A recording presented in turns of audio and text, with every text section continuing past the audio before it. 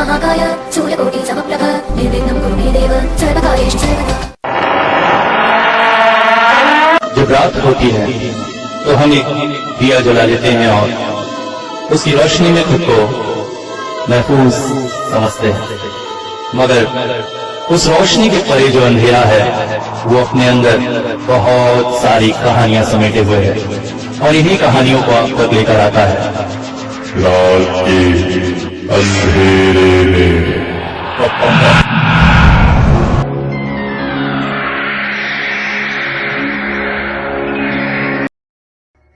जंगल शब्द हमारे दिमाग में आते ही ऐसा लगता है जैसे एक पर्दा, ऐसा लगता है झाड़ पेड़ों के झुरमुटों के उस पर्दे के पीछे कोई खुद को छुपाना चाह रहा है। ऐसे ही न जाने कितनी अलौकिक अप्रतिम कहानियां इन जंगलों में छुपी हुई हैं। जंगल कोई वो पेड़ पौधे झाड़ियां उनको अपने पनाह में छुपाए हुए हैं।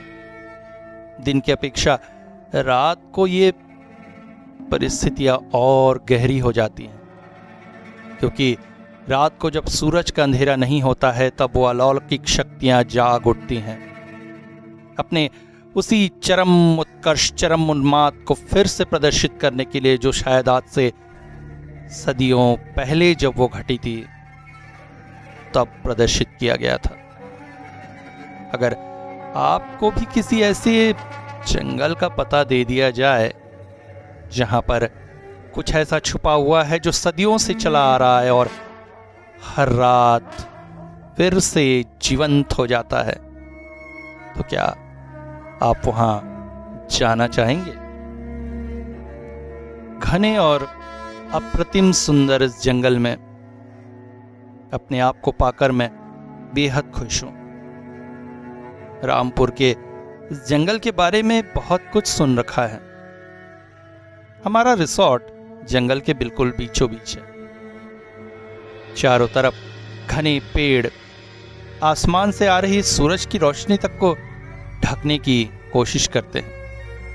कुछ हद तक सफल भी हो रहे हैं, मगर सूरज की रोशनी का बल उनसे ज्यादा है, इस वजह से वो भी कुछ हद तक नीचे पहुंच जा रहे हैं। रिसोर्ट से ठीक थोड़ी सी आगे जाने पर एक गहरी खाई सी है। पहाड़ जितनी गहरी नहीं मगर ज्यादा ऊंची भी नहीं। इस अप्रतिम वातावरण में बहुत आनंदित हो रहा है मन। अचानक ऑफिस से छुट्टी लेकर सप्ताह के बीच में ही रामपुर के इन जंगलों में आ जाने का कारण है बुद्ध पूर्णिमा की रात। कहते हैं आज की रात चांद सबसे बड़ा होता है और चांद की अप्रतिम सुंदरता में रामपुर के जंगल जैसे मनमोहन से हो जाते हैं। वहां की मनमोहनी छटा चांद की रोशनी में देखना अपने जीवन का सबसे अभूतपूर्व क्षण होता है। बस यही सोचकर हम दोनों दोस्त टूरिस्ट के भाव वाले इस समय में यहां आ गए। अच्छा ही हुआ, ज्यादातर कमरे खाली थे, इसलिए ज्यादा कमरे मिलने में तकलीफ नहीं हुई। और फिर गेस्ट की कमी की वजह से हम लोगों की खातिरदारी भी यहाँ पर अच्छी हो रही थी।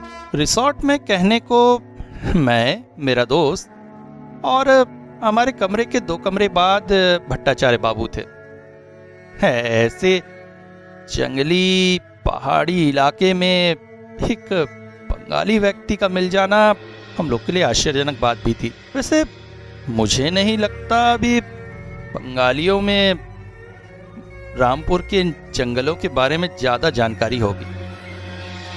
हम लोगों को पता चला हमारे ऑफिस के चपरासी शिवशरण से। शिवशरण गोंड, बस्तर के इलाके का निवासी और यहाँ की ढेर सारी किंवदंतियों और कहानियों का जानने वाला।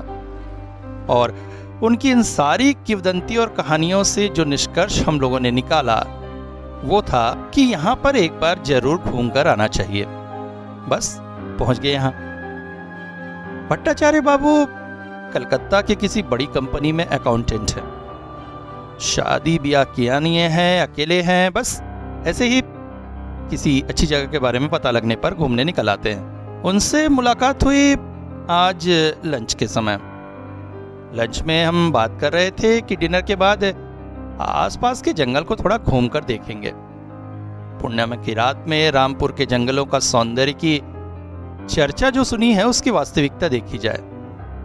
और हम लोगों की बातें सुनकर वो खुद से आकर ही हम लोगों से बातचीत शुरू की है। वजह थी हमारे इस भ्रमण अभियान में जुड़ने की। इससे पहले करीब 5-6 बार वो यहाँ आ चुके हैं, मगर अकेले होने की वजह से रात के समय जंगल के अंदर जाने की हिम्मत नहीं जुटा पाए। इस बार साथी मिल जाने से वो इस मौके को किसी भी तरह से चूकना नहीं चाहते थे। चांद की रोशनी में रिसोर्ट के आसपास ही घूमकर उन्होंने संतुष्टि कर ली थी।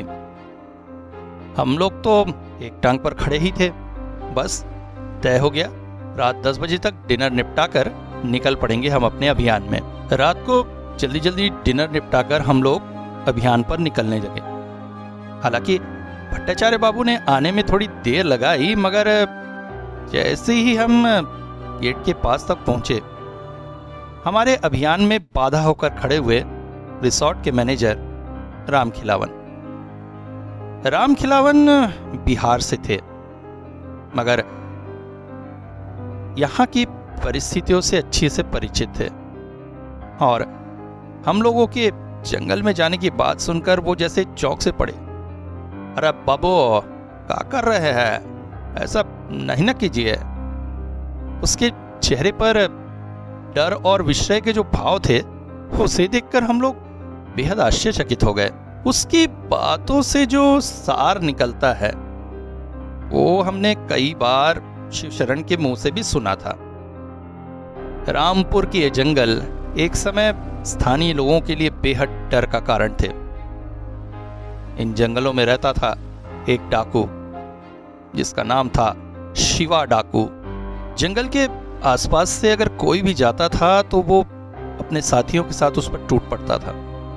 सिर्फ लूटता ही नहीं था, उनके सर काट कर भी ले जाता था। जंगल में कहीं बहुत गहराई में एक मंदिर है, मां रामपुरी का मंदिर, जिसकी स्थापना स्वयं शिवा डाकू ने की थी, जिनके नाम पर ही जंगल का नाम है।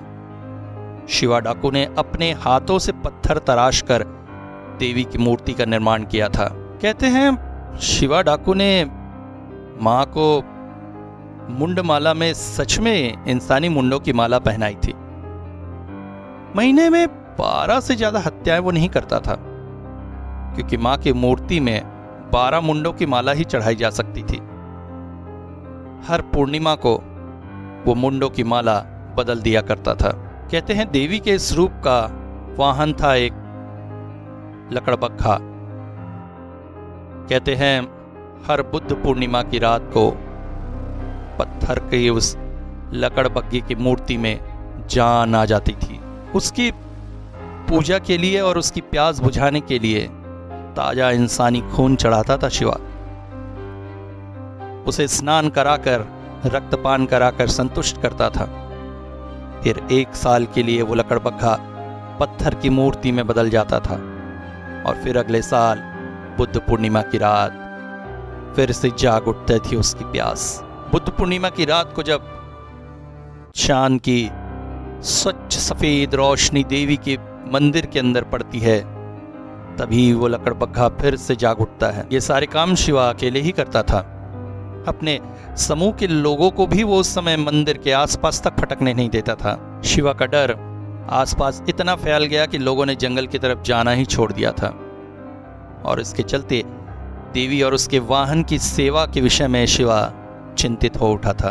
कथा प्रचलित है कि एक बार बुद्ध पूर्णिमा की रात को शिवा इंसानी खून नहीं जुगाड़ पाया था, तब उस लकड़बग्घे ने शिवा को मारकर ही उसका रक्तपान किया था।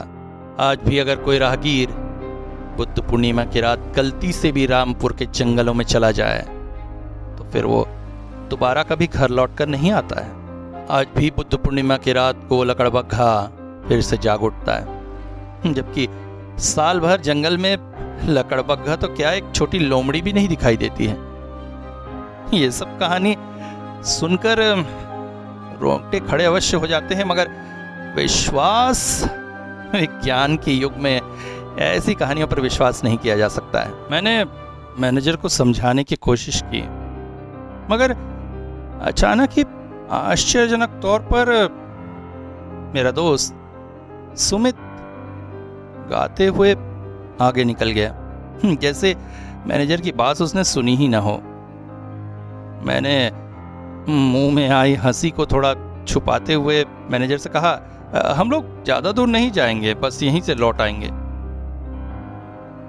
इसके बाद मैनेजर ने हमें रोकने की कोशिश नहीं की, बस कुछ क्षण मेरे चेहरे की ओर ताकते रहे, फिर बोले, अपना ख्याल रखिएगा। और एक बात मानिए, कहकर अपने गले से एक ताबीज निकालकर मेरे गले में डाल दिया। ये देवी माँ का ताबीज है, इसको हमेशा पहने रहिए। अनजाने अनपहचाने उस आदमी के प्रति मन में एक सम्मान सा जाग उठा था।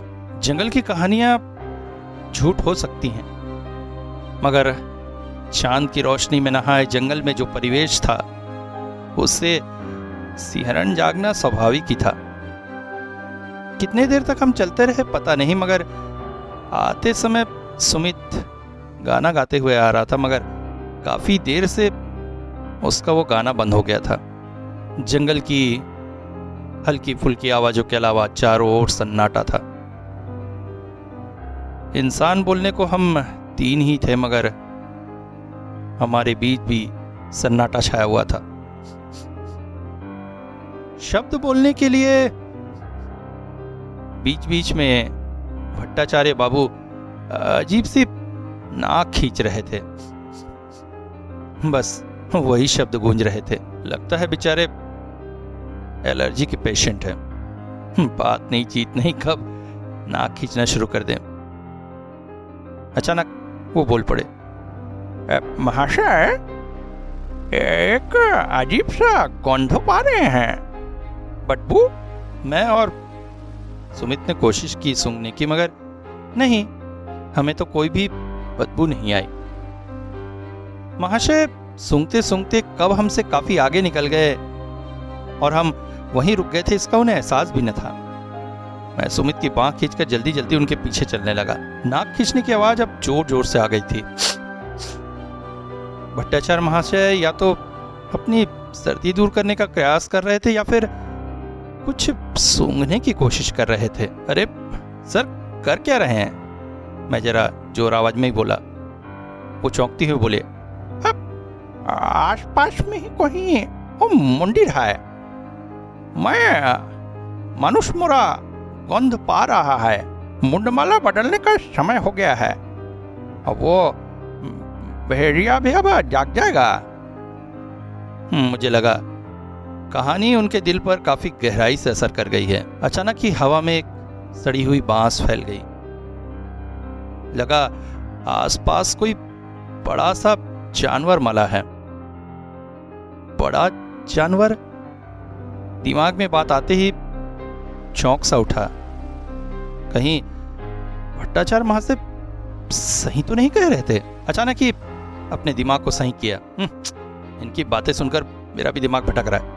अरे आसपास ही कहीं गाय, जंगली भैंस जैसी कोई बड़ा जीव मरा होगा, तभी इतनी बदबू आ रही है। मगर जिस समय उन्होंने बांस की बात की थी उस समय तो हमें कोई बांस नहीं आई थी।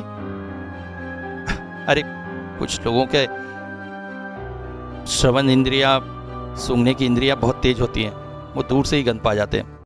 ऐसा ही कुछ होगा उनके साथ। अचानक ही मेरा दोस्त सुमित तेजी से दौड़ते हुए पास की झाड़ियों में घुस गया। अरे सुमित, कहां जा रहा है, कहां जा रहा है?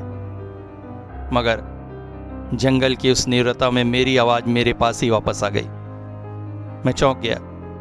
मुड़कर देखा तो भट्टाचार्य महाशय भी गायब थे। जंगल के इस वीराने में मैं किंग कर्तव्य विमूढ़ होकर खड़ा रह गया। मन ने कहा, मैनेजर की बात मान लेना ही ज्यादा सही होता। बातों ही बातों में जंगल में इतनी गहराई में आ गया हूं कि उन लोगों को लिए बिना लौट भी नहीं सकता और यहां खड़े रहना भी मुश्किल है। अपने ही दिल की धड़कन खुद ही को सुनाई दे रही है। जोर स्वर में चिल्ला उठा, सुमित, सुमित, भट्टाचार्य बाबू, देखिए, मुझे डराने की कोशिश मत करिए। डर के बीच एक हंसी का भाव लाने की कोशिश की। मन बार बार कहता था अभी झाड़ियों के अंदर से सुमित निकल आएगा हंसते हुए, मगर नहीं। इसी हाल में काफी देर बीत गई। घड़ी की तरफ देखकर मैं चौंक गया। घड़ी तो बंद थी। आते समय घड़ी में ध्यान ही नहीं दे पाया। अब कितना बज रहा है क्या पता। लौटकर रिसोर्ट जाता हूं, वहां से लोगों को लेकर आकर इन दोनों को ढूंढता हूं। मगर अगर लौटते हुए मैं ही रास्ता भटक गया तो ठीक है। इस जंगल में वैसे जंगली जानवर नहीं है, मगर रात को जंगल में खो जाना कोई अच्छी बात तो ना होगी। काफी देर खड़े रहकर मन में थोड़ा साहस लाकर पीछे की तरफ मुड़ा। तभी मैं चौंक उठा। अनजाने में कब सुमित मेरे पीछे आकर खड़ा हो गया है। उसकी आंखें अजीब सी दिख रही है, चेहरे में भी कुछ परिवर्तन है, मगर अभी वो देखने का समय नहीं था। मैं चिढ़कर बोला, क्या क्या क्या तमाशा कर रहा है? हाँ? क्या है ये सब? चल अभी अभी रिसोर्ट चल, कहकर उसके हाथ पकड़कर मैं खींचने लगा। अगले ही पल फिर मैं चौंका। मेरा दुबला पतला दोस्त जो मेरे एक बार खींचने पर कई फीट आगे चला आता था, इस बार हिला तक नहीं, बल्कि पत्थर के खंबे की तरफ वहीं स्थिर होकर हंस रहा था। अचानक मेरी नज़रों ने उसके शरीर में हुआ परिवर्तन खोज लिया। उसका शरीर उसके कपड़ों के अंदर से फूल कर निकल आ रहा है, जैसे बहुत बलशाली हो चुका है वो। और तभी मेरी आंखों के सामने और भी परिवर्तन होने लगे। उसके चेहरे से वो हंसी गायब हो गई, आंखें जैसे आग से जलने लगे और शरीर जैसे धनुष की तरह धीरे धीरे मुड़ने लगा। सिर धीरे धीरे झुकने लगा, मगर उसकी वो दहकती आंखें एक तक मुझे देखे जा रही थी। मेरे रोए खड़े हो गए और देखते ही देखते मेरी आंखों के सामने सुमित वेयरवुल्फ में परिवर्तित हो रहा था। बहुत सी पिक्चरों में मैंने ये देखा था, इसलिए पहचानने में देर न लगी। मगर मेरे बचपन का दोस्त सुमित, मेरे साथ ऑफिस में काम करने वाला सुमित, इस तरह से कैसे, कब? मैं जैसे हिलने की ताकत भी खो चुका था। मेरे दिमाग काम करना बंद करता जा रहा था। फिल्मों में इसे देखना और प्रत्यक्ष देखना कितना भयानक होता है, इसकी व्याख्या वही कर सकता है जिसने स्पष्ट से देखा हो। आकाश में उगाए सफेद रंग के चांद की तरफ देखा हो उसने।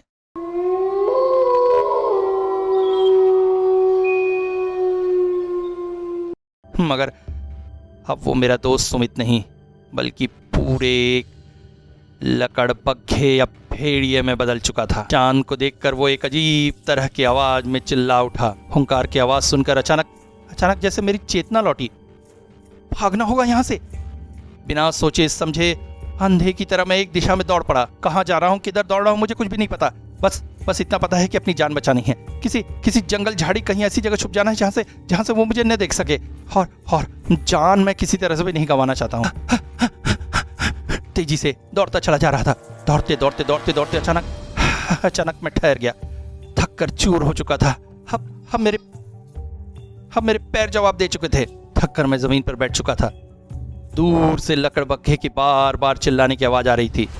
ऐसा लग रहा था वो भी मेरे पीछे ही आ रहा है। अगर अभी वो मेरे सामने आ गया तो मुझ में दौड़ने की ताकत भी नहीं है। मनी मन भगवान को शरण कर रहा था। मुसीबत में न पड़े तो इंसान भगवान को याद भी नहीं करता है। इसलिए मेरी इन प्रार्थनाओं में कोई जोर भी है या नहीं, मैं नहीं सोच सकता। मगर अगले ही पल एक पहचानी सी आवाज से मैं चौंक उठा। भट्टाचार्य महाशय। उनकी आवाज नहीं, मगर नाक खींचने की आवाज अभी मेरे कानों में आ रही थी। भट्टाचार्य बाबू।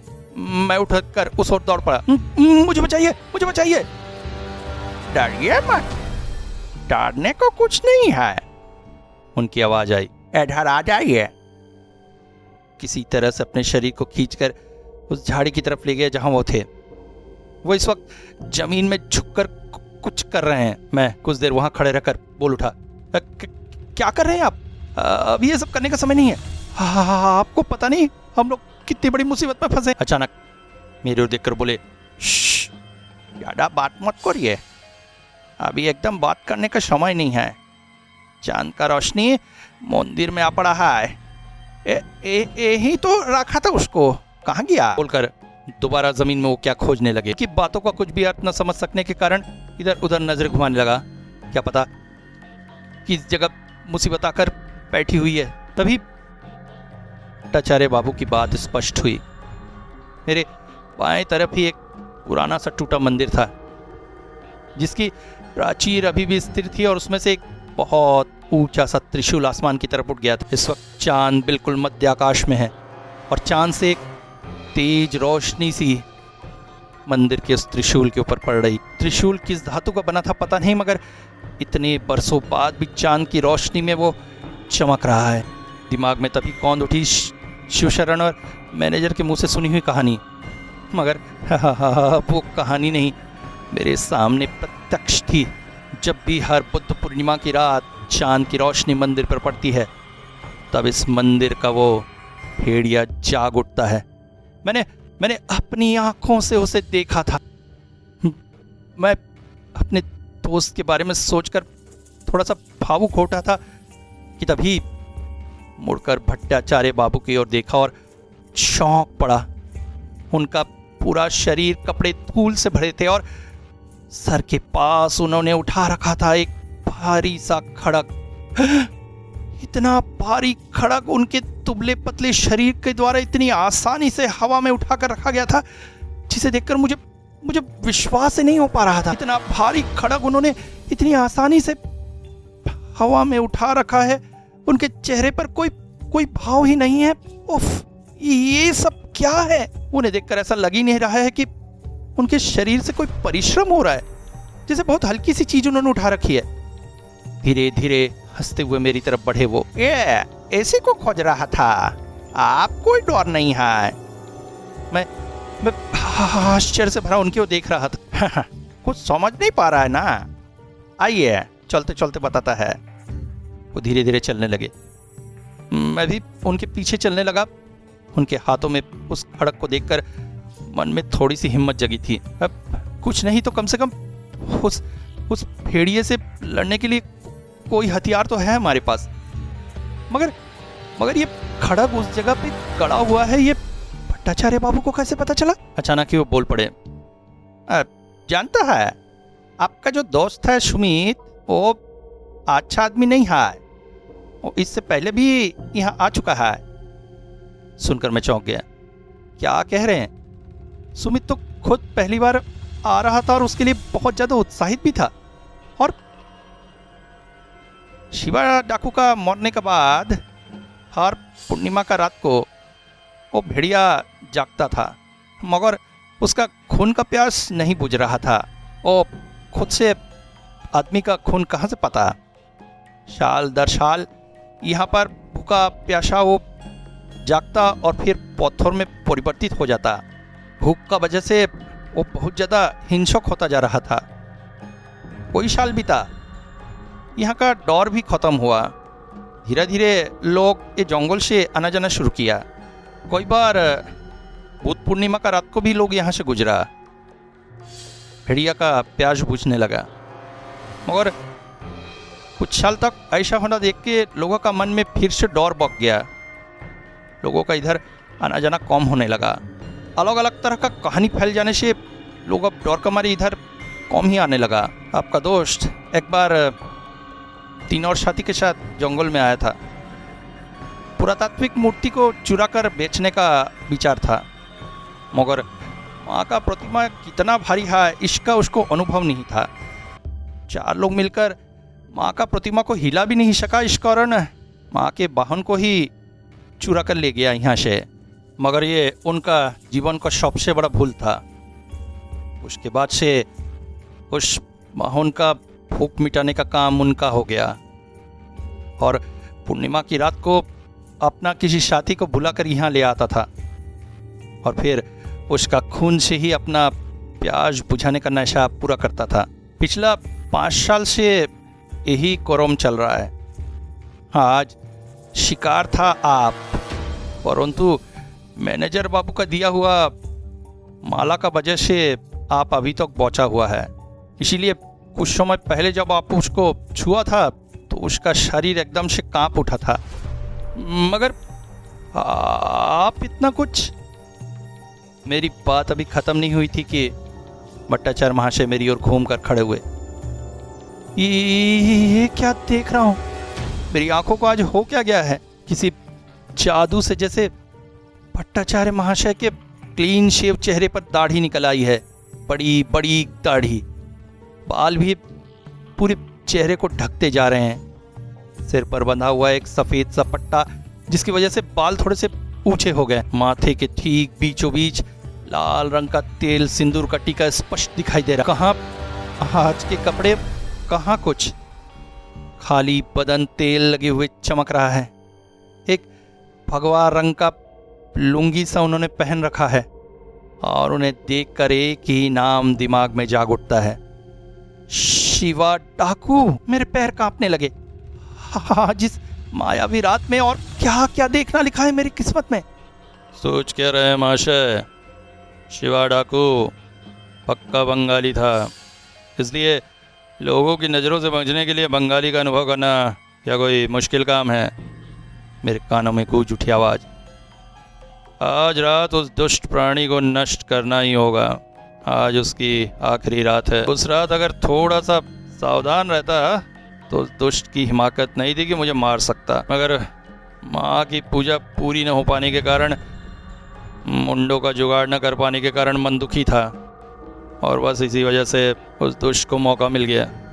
मगर आज नहीं, आज की रात उसकी आखिरी रात है। माँ के इस खड़क के अलावा किसी चीज़ से भी वो नहीं मरेगा। हर पूर्णिमा की तरह उस रात भी खड़क को मैंने वहीं छुपाया था, वहीं रहता था वो, और लोगों को मारने के लिए मैं इसी का इस्तेमाल करता था। सिर्फ पूर्णिमा पूजा की रात को ही मैं माँ के हाथों में सजाता था इसे।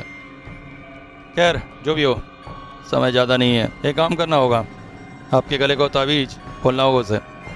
उसके डर से वो शैतान सामने नहीं आ रहा है। डरिए मत, आपको कुछ नहीं होगा, मैं आपके साथ हूँ। कहते कहते ही मेरे गले से तावीज को पकड़कर जोर से खींचा और तोड़कर दूर फेंक दिया। मतलब मेरा आखिरी रक्षा कवच भी अब मेरे पास नहीं था। कुछ देर तक हम आमने सामने खड़े रहे। तभी पीछे से एक सरसराहट की आवाज कानों में आई। साक्षात मौत की तरफ पीछे आकर खड़ा था वो भेड़िया। किसी भी क्षण मुझ पर कूद कर वो मेरे गले की नली टुकड़े टुकड़े में बांट सकता था। मेरे सामने खड़े शिवा डाकू हवा में कुछ सूंघने की कोशिश कर रहे थे। अचानक बोल पड़े, समय आ गया है, वो बहुत पास है, एकदम सावधान। बोलते न बोलते ही एक भयानक आवाज के साथ वो भयानक पशु मेरे ऊपर कूद पड़ा। मेरी पीठ में भयानक दर्द के साथ उसके नाखून चुभे चले जा रहे थे। असहनीय दर्द की वजह से मैं वहीं बेहोश होकर गिर गया। आंखें बंद होने के अंतिम मुहूर्त में मैंने देखा शिवा डाकू उस खड़क को लेकर मेरी ओर दौड़े चले आ रहे थे। दोबारा जिंदा बचूंगा ये सोचकर कभी भी बेहोश नहीं हुआ था, मगर बच गया। खुद को रिसोर्ट के लॉन्च के एक बेंच पर पाया। मेरे चारों ओर उस वक्त बहुत सारे लोग थे। सुमित की गर्दन कटी हुई लाश जंगल में मिली, मगर उसकी मुंडी कहीं भी नहीं मिली। मैंने मन ही मन सोचा, मैं जानता हूं उसकी मुंडी कहाँ होगी। माँ के मंदिर के अंदर प्रविष्ट होने पर ही देखा जाएगा। माँ को मुंड की माला पहनाई गई है। कई सालों बाद उनके भक्त ने पूरी श्रद्धा और श्रृंगार के साथ उनका पूजन किया है। अगर ये सब दुनिया वालों को बताने की ज़रूरत क्या है? मैंने खुद को संभाल कर मैनेजर साहब को उनकी तावीज़ के लिए धन्यवाद दिया। फिर खुद को थोड़ा सा संभाल कर मैंने पूछा, भट्टाचार्य बाबू कहाँ हैं? भौहें सिकोड़ते हुए मैनेजर बाबू बोल पड़े, कौन भट्टाचार्य बाबू? किसका बात कर रहे हैं आप? अरे भट्टाचार्य बाबू हमारे पास वाले कमरे में थे, हमारे साथी तो वो भी जंगल में गए थे आप ही के सामने। क्या बात कर रहे हैं? इस नाम का तो कोई भी हमारा होटल में है ही नहीं, और इस वक्त इस रिसोर्ट में आप दोनों के अलावा तो कोई था ही नहीं। हम सच बोल रहे हैं। आप चाहे तो एंट्री रजिस्टर देख सकते हैं, और कल रात को तो आप दोनों ही बाहर गए थे, तीसरा तो कोई था ही नहीं। मेरे लिए अब वहां रुक पाना संभव नहीं था। तुरंत ही अपने शहर लौट आया। आज से शायद हर रात को वो दो महाप्रतिद्वंदी जूझ जाएंगे अपने खेल में। रात को दहाड़ उठेगा जंगल उनकी चित्कारों से और मौत के तांडव से। न जाने कितने सालों, कितने सदियों तक ये खेल चलता रहेगा। आप लोग भी अगर चाहें तो जाकर देख सकते हैं, अगर ये महायुद्ध सह सके तो। बिल्कुल प्रत्यक्ष आमंत्रण है आप सभी को। मगर इस दुनिया में कुछ राज ही रहे तो अच्छा है ना।